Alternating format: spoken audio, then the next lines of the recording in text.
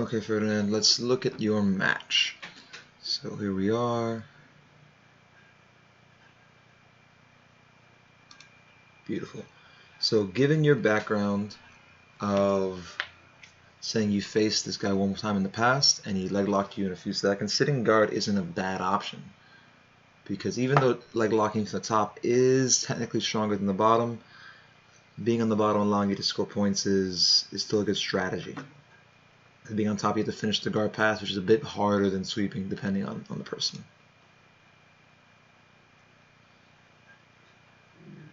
So this is a nice work. So right here, you notice having your feet close together and your knee open is a good stance as you scoot towards him, because you are minimizing this hole right here. So right here, let's get our little tool. Cool.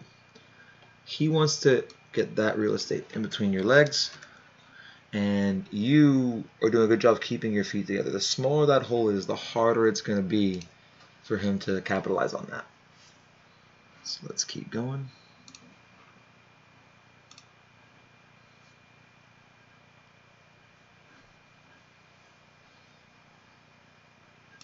There. So that was another great job. So he's using this hand on your head, right, to keep distance, because he's constantly framing. He doesn't want to let you enter and get under his base. Sliding it with that hook was good. You slid underneath it. You have your own frame, and you were able to make contact right there. That was a good touch. Let's move forward as we reset. So now we're coming into one of my favorite points in the match. Boom. So you had done a good job the entire time of blocking the space, and he circled in and he got access to that center space. So effectively what went on, right, was this. There's always this V right here. You were keeping it closed the whole time. He finally managed to get his foot in here, but this is his goal. He wants to capture that knee.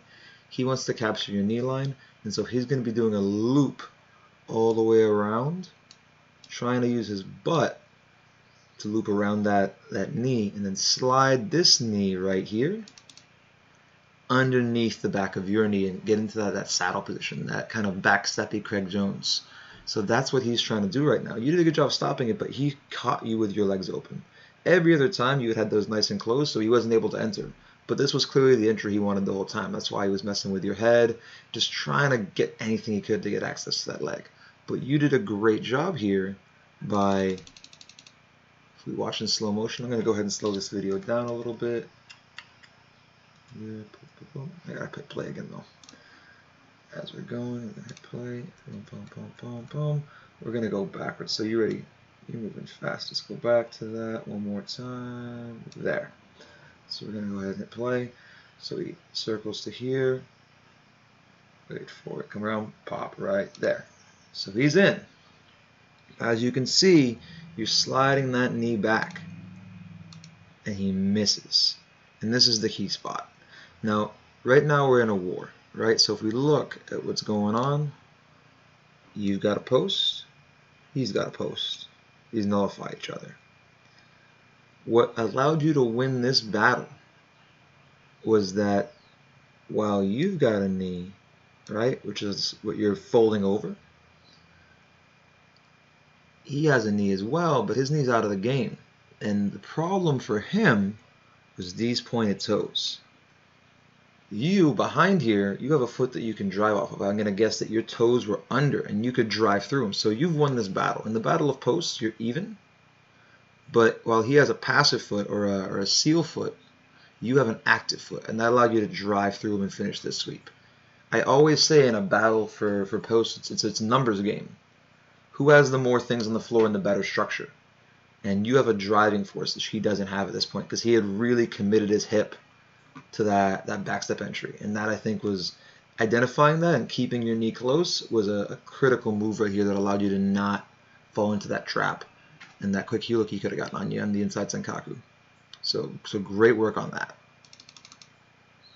let us continue the match.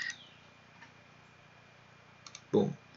So him still having that post is what allowed him to not let you flatten him out. So one of the main things I've noticed, this is like the 4th or 5th time I've watched this match now, is that every single time you tried to flatten him out, he was constantly relying on keeping his posture up.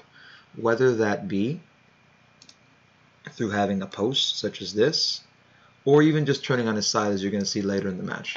So the key thing that I want you to always realize is you want to try to flatten him out both directly and laterally. So that's really good stuff. Let's continue.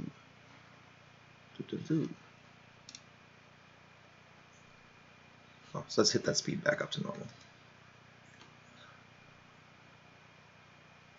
So you got your 2 points, looking great right here. So now, great job right there. He was trying to break your posture down and you immediately pop back out. So that was great. Staying away, passing those legs, hands on shins, keeping those butterflies compressed. Now right here, I really think this pass should have been yours. I think there's no reason why you didn't finish this pass, because while he does still have his frame, right, his knees across here and his elbows across your face, you've opened up. You've got access to this space right here, right? All control in jiu-jitsu is controlling what? Between the back of the armpits and the back of the knees, this space. So you have that space open. You've got access to it. The main way he has power right now is that he's got a little bit off of that foot, but he doesn't have any real driving power. He's on his side. His forearm right here is posting on you and his knee, but where's his backup? It's the fact that he's on his side, right, and turning towards you that's keeping him in this game. So what I really want from you is to grab his hand that you can't see right here, right? We're going to draw him a fake arm. So let's just undo all this other drawing real fast. So he has an arm that's sitting out right here. Right? Horrible drawing by me. But I want you to grab that guy and yank it out. That's going to kill his base and flatten him out. And then you'll have an easy time controlling him. Now to get rid of my silly drawing. All right. We're going to move back into the video. Pop. So he's constantly going for that butterfly. As he came through and he took that butterfly. Now the main thing that you did was well here, you're still addressing it, right? You gotta address those butterflies. Can't let those shins touch your thighs. And up to this point, what are we? 1 minute in, you've been beautiful up to this point. You haven't made a mistake yet. It's just the finishing, but you haven't really been in any danger yet. So 1 minute into the match, you're gold. So again, 2 hands on those knees, really keep him out of the game. He's trying to stop that. Like, he sees his danger. He 100% has noticed that you controlling his knees, right? Because you have 2 legs controlled, you're getting that implicit control of his hips, right? If you just have one, it's a little bit. When you have 2, you're taking that implicit control. He's not a happy camper. That's why he's addressing your hands this entire time. Now he has the 2-on-1. Now this 2-on-1's goal is to Kazushi you. Now you did a great job. Like this right here. This shin-to-shin moment on the outside, this is gold. He does not want this. He wants to have his feet in between your legs, and by being all the way on the outside, you've got an angle on him. Now, this attachment he has right here on you, this is him trying to take back control. He grabbed that for the purpose of trying to Kazushi you over his head and possibly elevate you, but this you beat him to the punch. This is gold. The key thing is, if you would have looped that foot over here and gotten an angle to drive in, you got to get into that space. And so you're constantly beating his legs, but you're not establishing control of his hips or armpits or shoulders. Head control works too, but I think that those are going to be the key for you. So I'm going to give you a nice little drill for that when we're done with this. Boom. See? That shin came back again. Why? Because you did not get into the space. You're beating him every time on the feet, but because you don't get to the hips, you're giving him too many shots. You're winning and he's replacing. You're winning and he's replacing. You're winning the micro battle, but he's winning the end. Notice how he's extending his body to keep himself strong. He's trying to post away from you, not letting you into those hips, and now he's up. So being up on his elbow is what's going to allow him to battle better with you. You're more mobile than him because you're up. However, you're not as mobile as you could be because I see you respecting his leg locks, right? You're passing on your knees. And so because you're passing on your knees, you're sacrificing the great mobility that you have of being on your feet to close off that hole between your legs so he can't entangle them. So what I'm going to want you to do is get a partner and just have their goal be to control the inside of your legs and try to practice moving in that situation so that you don't have to kind of do this ultra conservative thing. Because the downside of being on your knees is that when they do entangle you, they're already very deep. The upside is that it's harder and takes them longer to entangle you. Once again, there's that frame. Shoulder, knee.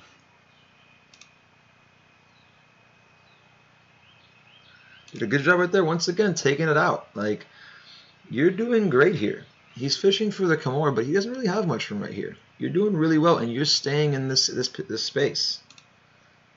That guillotine he gave up on before he even tried it. There's nothing for him there.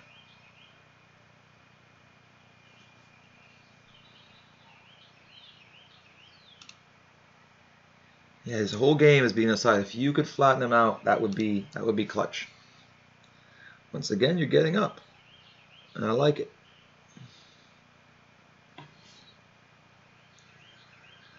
That sprawl was nice.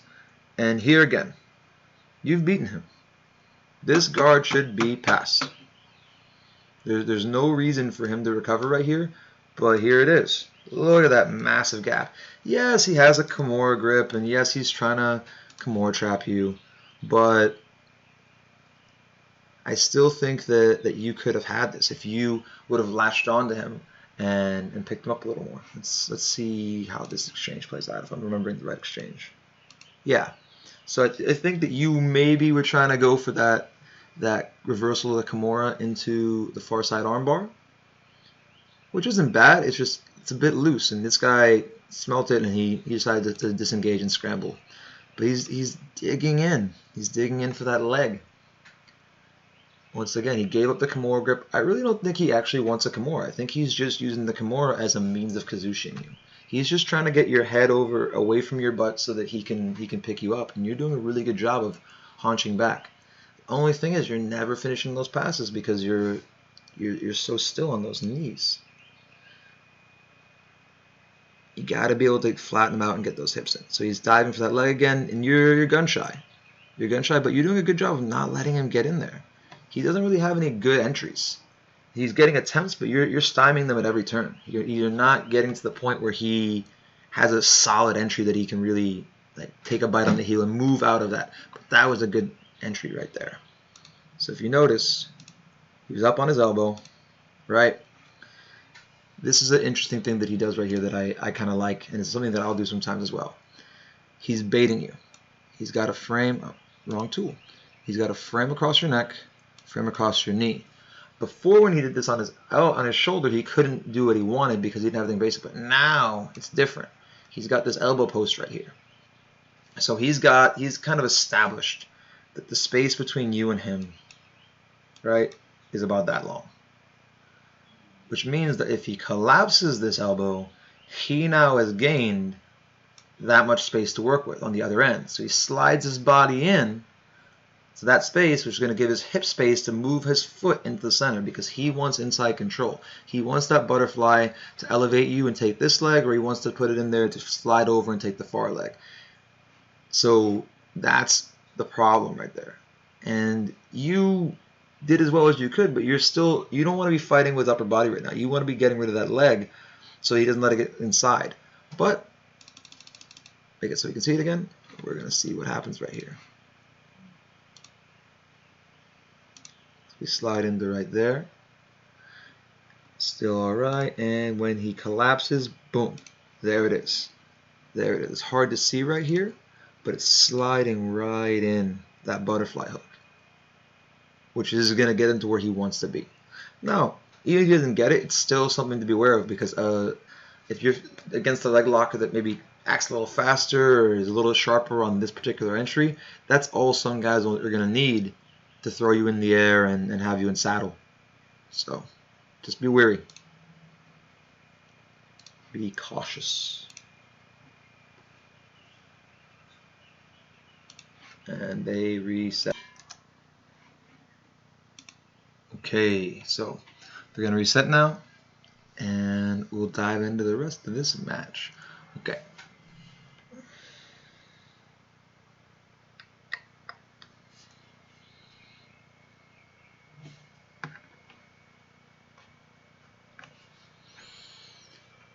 So, boom. He immediately used that opportunity to dive in and get under. But you did a good job again of forcing him back into the knee shield. Because that's actually something really great I want you to look at. We're going to back it up just a touch. Right when the reset started. Alright, so he's getting his butterfly hooks. He's getting, the referee did a good job. You guys didn't do any BS right here. This is great. But what you're doing really well is, even though he wants that butterfly, your underhook is making him scared. You're making him have to go back to the knee shield to push you away. So here we are. So you immediately pummel for underhook. This was so good. So it's not just an underhook, it's the fact that you're pushing up on that armpit is great. And I think as you're putting him more flat, you're forcing him to get worried about you just circling and passing his guard. And that leads to him having to go back to the knee shield. He'd rather be in that half butterfly than in that knee shield from what I've seen so far. And you're forcing him to go backwards. So I like that a lot.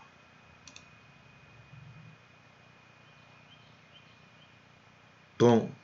You see that? That was what got it out. It was that pressure right there. So now he's going back. He's changing his mind into this.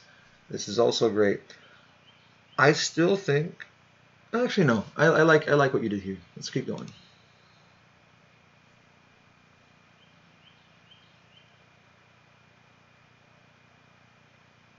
Weave. He's pushing down with that. Like, he's doing a decent knee shield, but you're almost past that knee, and you're out, but he came back to butterfly again. Doing a great job once again. Discipline, hands on knees, hand fighting. This is where you're doing really well, man. Because most people would have been swept at this point. But you were able to get your hips back up and end up back on top. This was really, really good how you drove through. That wrestling shot, that kept you in it. Most people, not most people, but a lot of people would have compressed down and they would have lost out and been swept. But you're a gamer and you came back on top. Once again, hands on knees. So he did a good job of not just being a one-trick pony and only going for legs, but he also was trying to come up for those sweeps, trying to get back in the game because he knows he's down 2-0. But you stopped him. That was really nice. Now he's returning to legs again, and bomb. He's letting that butterfly back in. Keep going. It's the next spot that I want to really dive into. Boom. So I want to really look at that again more closely if we can. Let's back that guy up. And let's take the speed down again to, maybe go 0.4. I wonder if I can make that even bigger. I think that's going to be good enough. We're going to have to work with that. So we hit play. So right here. Boom, boom, boom. Pushing down on that knee. Diving over. Now, right now, he wants to enter. You see at this angle of his body? This lean right here. Ooh, that was an ugly line. Let's try that again. Drawing. Boop, boop. This right here. What he's trying to do in this moment is he's going to keep his body tense, and he's going to use this like a crowbar underneath you. He's going to use his ability to take his weight using gravity and fall back and use his connections right here and here, there and there to bring you up, right? His goal in this elevation is Kazushi. He's trying to bring your body that way while taking his body underneath you, right? That's a lot of arrows. We're going to move that mess out of here. And then now watch just how it plays out. Just leaving that angle, right? Let me keep playing for a second. Boom. So, he chose to go for the butterfly sweep instead of the elevation. Why? It looked like he was set up for the elevation. Everything was there. What caused him to change plans? Let's back this up a few frames again.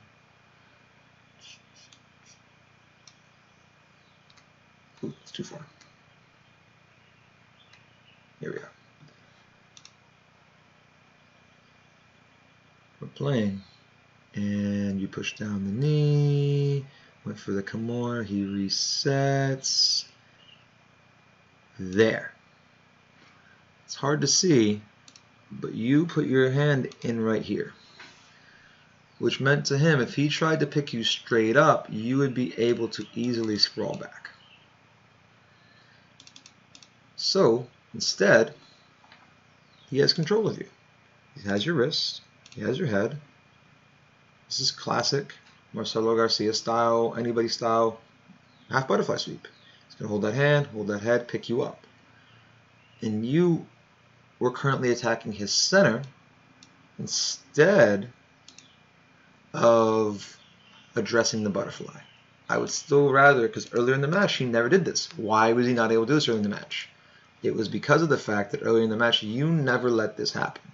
I want you to have an alarm in your head that says shins touch thighs, danger, alert, danger, problem. You need to have an alarm that goes off in your head every time shins touch thighs. And I think that's going to really, really serve you. So let's let it keep going through and see exactly how this played out. Because you still did a great job of not getting swept. As he picked you up, there you go. So beyond just wanting to sweep you, every single half butterfly sweep is in fact putting the opponent in a dilemma. Because you have two places that you can be.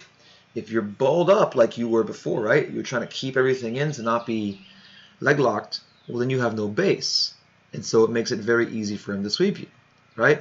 But at this moment, to not fall over, you had to do what? You had to open your legs. You got one leg over there. It's hard to see in this photo, but your legs are open. That's not exactly it, but legs are open. And so that's going to give him the opportunity to then dive into that same center and enter your legs. Boom. And here. So you see how as he's falling, you're lifting. He's very wisely not using his strength to lift you up. You slide back one more time. What we're going to see is this angle that he has is going to go back and get smaller and smaller and smaller as he elevates you. And once again, pulling that kazushi over your head. Playing, playing, playing, playing. Slowing it down, and there. As you see, as he's coming down, you're coming up. This is a good elevation, and your hips are on top of his. And right now, you probably could have stopped the elevation by putting your foot down, but then you would still be just as open and be worried about the legs. I feel like in your head, your mind was on don't get leg locked, more than really anything else in this match. And he elevates you up, you post, not a bad thing at all.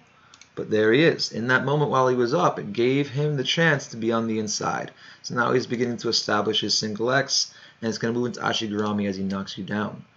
As we can see, right, there's that knee in there, and his foot's coming in from the outside right over there.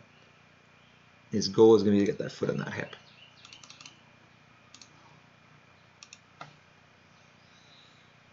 So now you're up.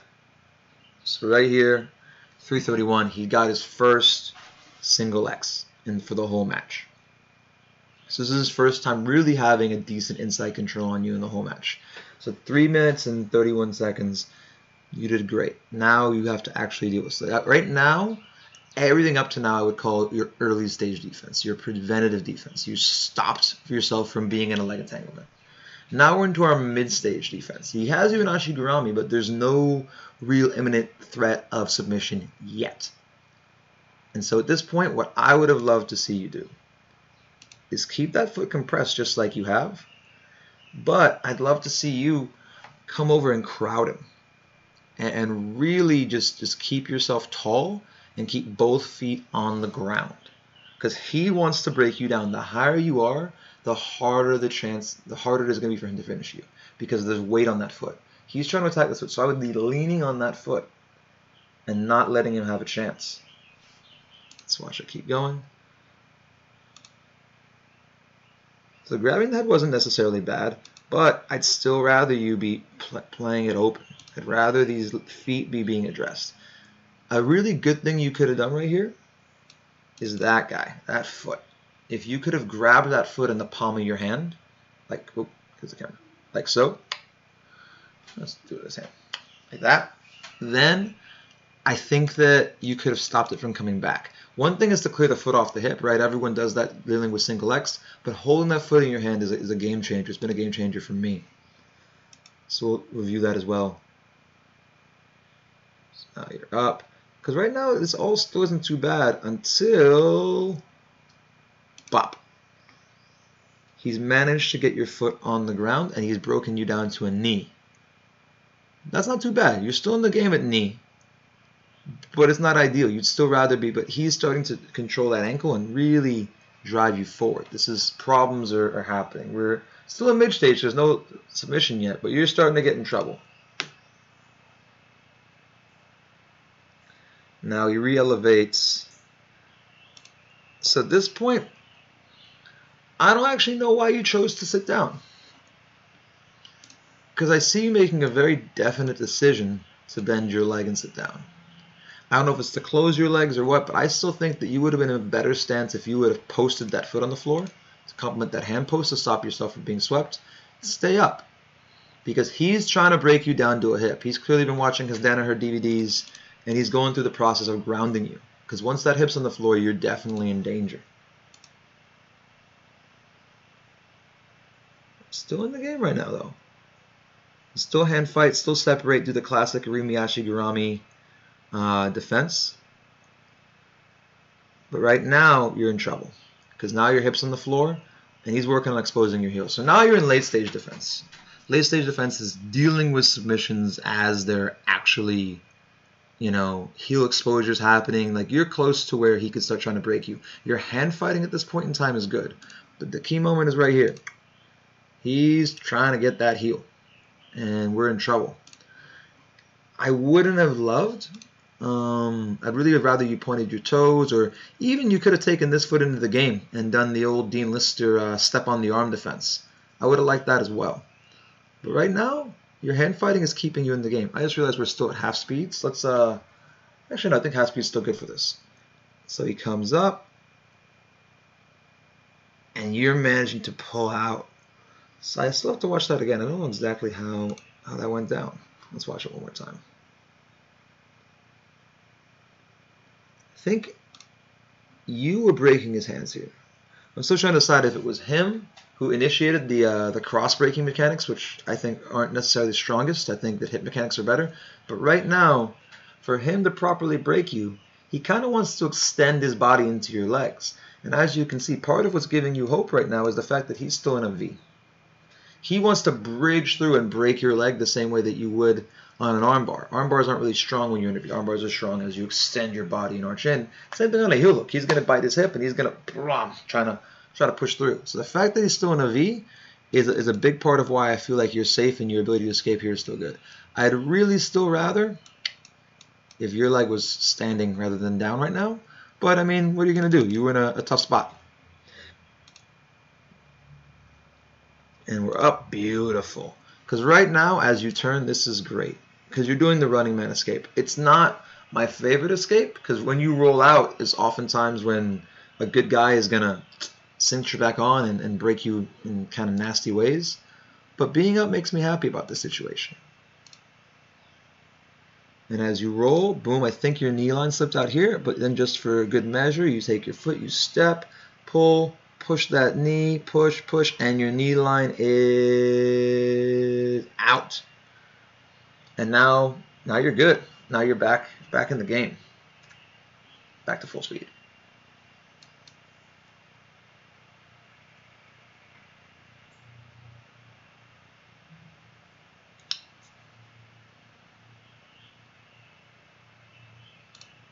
But now you see we're 4 minutes into the match. And at 4 minutes, you've stopped entirely carrying the shins on your thighs. Even worse, he's got that half butterfly, right? Butterfly and half together. And he just has too many options here. So you're stuck reacting right now instead of passing. So earlier in the match, you were the one kind of driving. Now he's the one driving.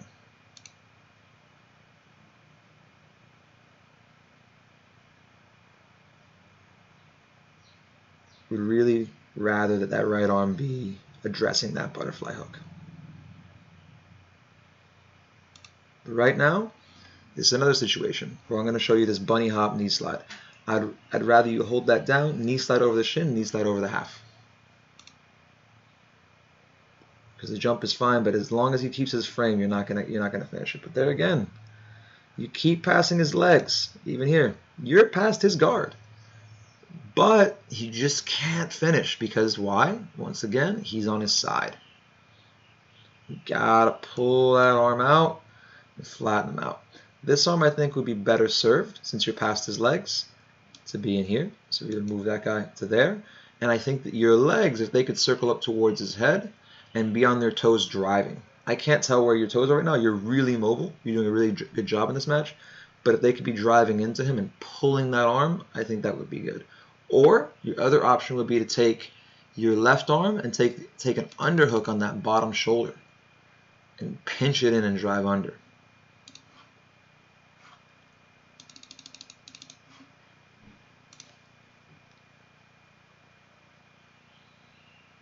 Because right now he's playing Kimura Trap again, but this was another nice opportunity. I didn't realize the first time I watched it, but this was the same thing that happened over here. He went for Kimura Trap, and you dove for the counter armbar. And I'm going to add that in, just a way to do that Kimura Trap counter armbar a bit smoother. Because you got there, but it's loose. You don't fully have control. Because right now he is on his back, because now he's mobile. If you could have forced him to stay on his side and actually, instead of being so kind, kneeled on him. Like right now, you see how your hips are open? If that knee could have been on him, like face, chest, neck, who cares? Like, this is jiu-jitsu, it's not chess. Like, it's bad analogy. But I want you to be kneeling on him. I need you to be able to be willing to put that weight on him and be stable. Because the looseness of this will give him a chance to scramble and come back into the game.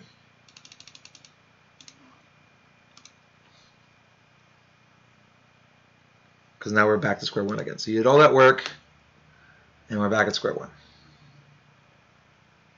Once again, letting him have that butterfly.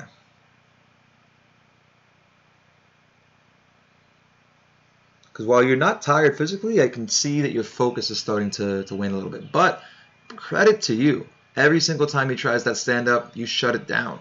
Every time. And that's great. You're not letting him come up on top. And that's beautiful. Freeze. Let's back that up just slightly. Here. No. There. So he's been trying this this reverse X. So he's wanting to elevate you with this leg and loop around and get the underside. Craig Jones does it a lot. Gordon Ryan, Eddie Cummings. It's just a classic entry. The reason why he's been failing is you're doing a great job of keeping your knee next to your chest like this, right?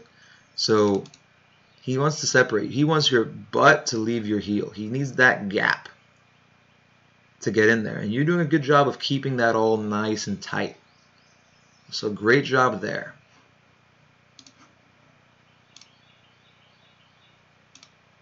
That, another great moment. Look at this.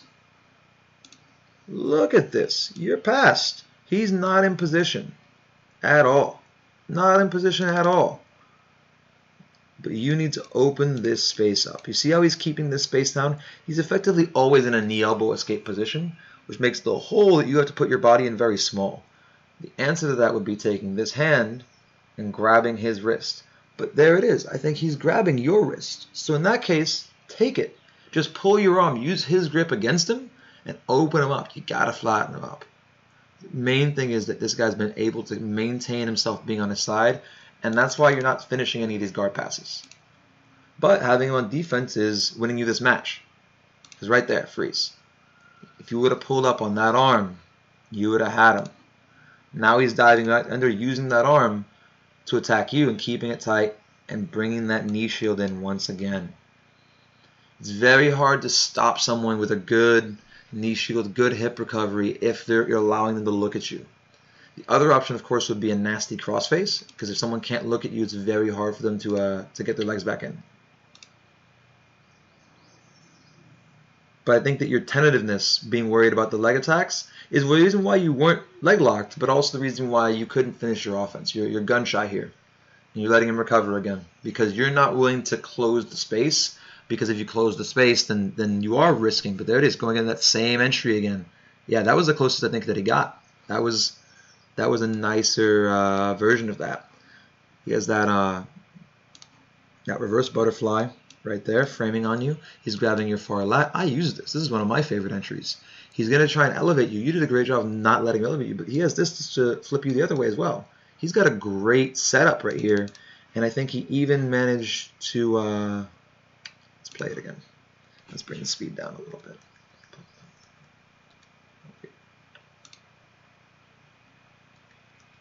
Yeah.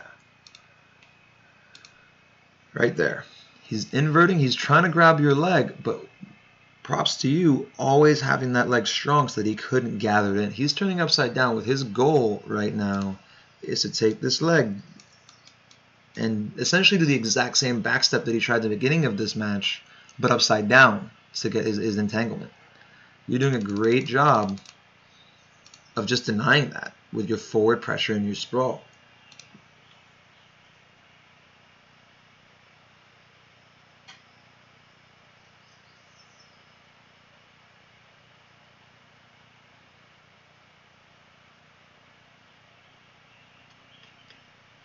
Here he is. Yeah, I think we're at 540. I think he's just getting desperate now. Let's put it back to full speed.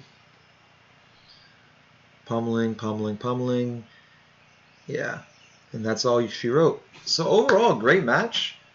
He's a good leg locker. He was putting some legitimate offense on you, and you did a great job of just never letting him start. I just think personally, going for the kill and trying to submit him and get the pass yourself will allow you to finish guys that are better, because you gave him, frankly, too many chances.